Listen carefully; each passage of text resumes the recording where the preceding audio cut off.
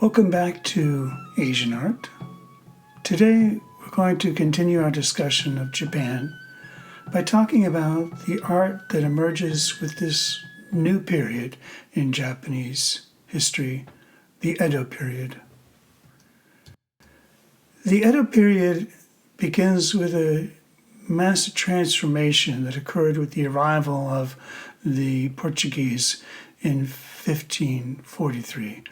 The Portuguese brought with them many things from the outside world, including more sophisticated weaponry, cannons, and muskets. Of course, the samurai, which had for centuries devoted themselves to swords, these new weapons were completely destabilizing to the established order of the feudal powers at the time. With this shift in power, we see a consolidation of the forces under the new Tokugawa shogunate. And they establish a new city in a city called Edo, which is now called Tokyo. In the city of Edo, all the samurai and the feudal clans who had fought against the Tokugawa shogunate were disbanded. So there's a large new population of masterless samurai, or otherwise known as Ronin samurai. Ronin samurai were kind of lawless bandits. They had a deadly weapon, they had certain kinds of cultural cachet, but they were also kind of brigands, and there were also a class of Ronin who fought against them, sort of hired police to protect them. This is wonderfully captured in the story of the Seven Samurai. During the early Edo period, with the arrival of cannons and muskets, there was a brief period of castle building, hence the emergence of these rather beautifully designed Himeji Castle near Osaka. Is called the Castle of the White Heron. It's exquisitely designed building on top of a natural hill, created formidable fortification out of range of most ordinary cannon fire. The Edo period was further consolidated by the Shimabara Rebellion, where the Portuguese had brought not only guns and cannons, but Christianity. And initially, Christianity had been tolerated by the shogun. They thought they could play Christianity off against the Buddhists. But very soon they realized that Christianity under the Portuguese meant an entirely different power structure, whereby the peasants who converted to Christianity were meant to renounce all of their feudal lord attachments and devote themselves entirely to Jesus, such that Christians were soon outlawed and persecuted. The Shimabara Rebellion was the last of these great rebellions against the authority of the Tokugawa shogunate, and with the collapse of all opposing forces in 1637, the Edo period enters into a rather long period of sustained peace and prosperity under the Tokugawa shogunate.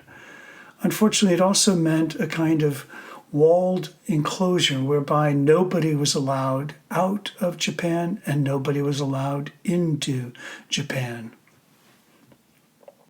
Let's look at the inside of the Nicho castle in Kyoto. These walls are made of silk, and they are painted in a beautiful Chinese pattern. You can see this was sort of the style of art that was all the vogue of this time. This was kind of this masculine Chinese painting style that had been popularized through the Kamakura period. But the Edo period saw a new design of art emerge. And this is propagated by the change in dynamics that occurred during the Edo period. Merchants, as they were in China, also in Japan, were seen as a kind of second-class citizens. And as they grew in prosperity and wealth, their political power did not increase, but their cultural power did. They began to commission art, they began to create popular arts, and a great opening and flowering of popular arts during the Edo period occurs. So during this long period of relative peace and prosperity, merchants have some extra money to start to devote to sponsoring and promoting the arts. The government under the Tokugawa shogunate was brutally suppressive, and there were all kinds of laws that dictated where you lived, the job you had, how you dressed, what you could and could not do, and this or that occasion. And these laws were meant to enforce the rule of the Tokugawa shogunate. Here we see the new city of Edo that very quickly during this period came into size to rival the city of London at the same time. It was designed deliberately to keep the classes separate, the nobility on one side of the Sumida River and the commoners or merchants on the other. This was meant to keep a kind of stable society where people knew their place and knew how to behave. Of course, in any city, it was long before things began to get mixed up. Emerging at this time is a very unique style of art called Rimpa style.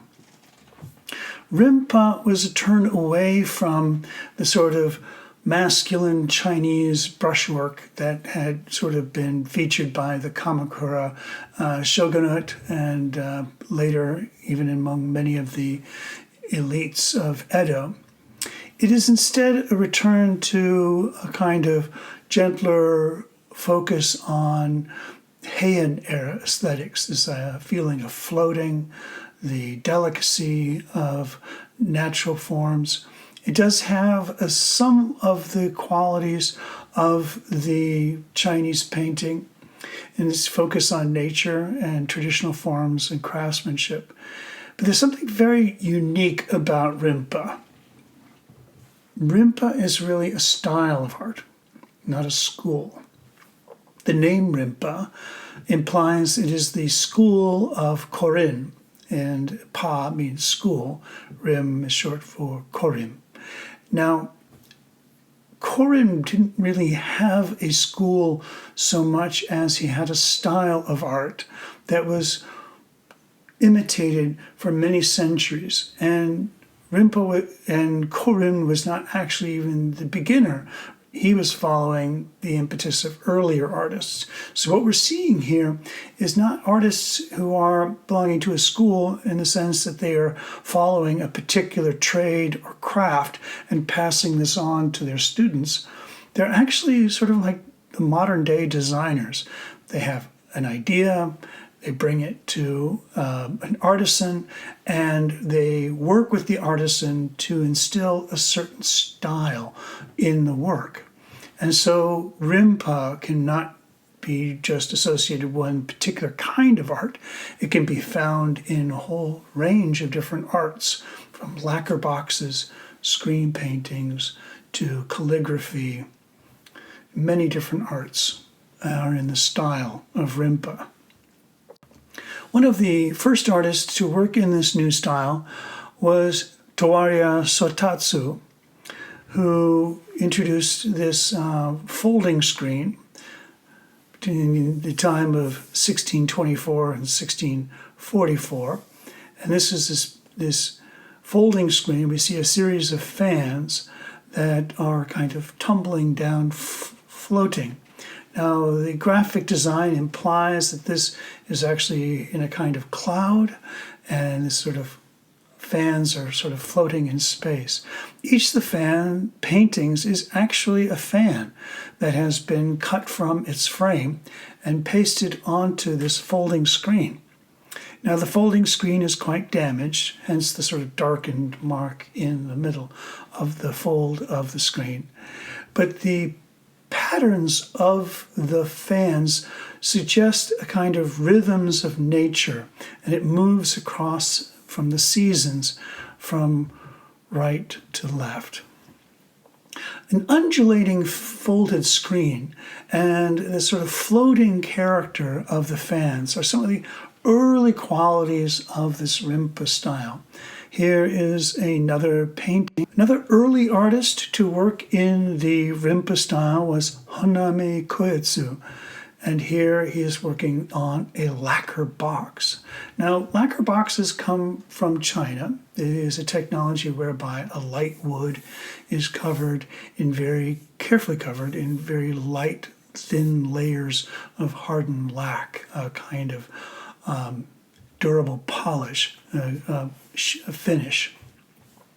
And in China, they're very beautifully constructed. In Japan, they take this even further with many more layers and increase the density and the thickness and the luminosity of the lacquer box to an extraordinary degree. This particular lacquer box is a writing box, which means opening it up, you might find a brush and inkstone and some ink sticks, all the tools someone might need to write some calligraphy. The box itself is a design based on a very famous Heian poem. Were one to cross it, the brocade might break in two, colored autumn leaves floating in a random pattern on the Tatsuta River. So this poem has a number of really lovely images. First, it implies this idea of a bridge, such that the design itself is of a bridge. We see this, it were one to cross it. But then we immediately read the second line, it's not a bridge we're crossing, it's a brocade. The brocade might break in two because it's not even a brocade, it is colored autumn leaves floating in a random pattern. And thus we see the final image, these leaves kind of randomly floating across this bridge.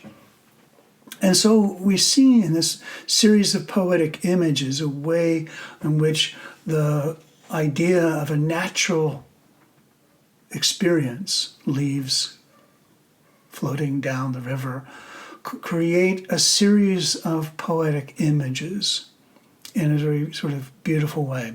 And again, I think the idea of floating and the repetition of the leaves and its association with natural and man-made objects is really kind of what makes it beautiful. Look at the surging and swirling waters and how ornamental and decorative that is compared to the organic forms of the leaves themselves.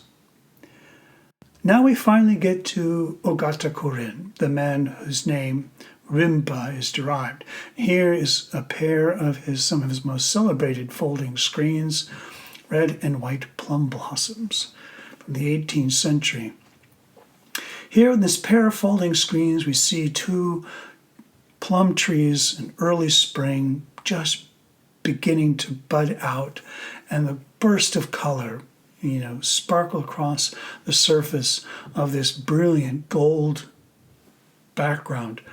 And the river, again, swirling through here, much like the lacquer box, this very ornamental and decorative way.